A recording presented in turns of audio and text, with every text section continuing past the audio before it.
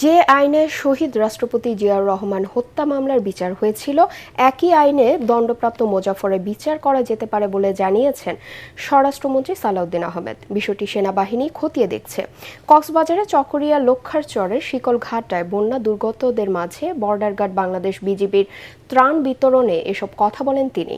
এ সময় স্বরাষ্ট্রমন্ত্রী বলেন, জলবায়ু পরিবর্তনের বিরূপ প্রভাব মোকাবেলায় বিভিন্ন উদ্যোগ নিয়েছে সরকার।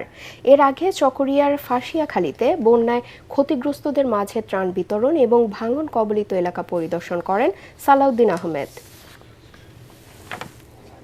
জিয়াউর রহমানের হত্যাকাণ্ডের সাথে জড়িত একজন পলাতক আসামি সেনাবাহিনীর সাবেক মেজর মুজাফফর নাম গোপন অবস্থায় ছিল, লুকিয়ে ছিল বা পলাতক ছিল।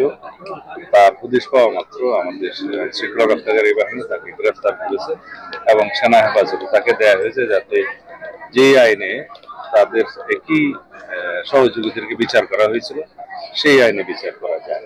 সেটা সেনাবাহিনী দেখছে।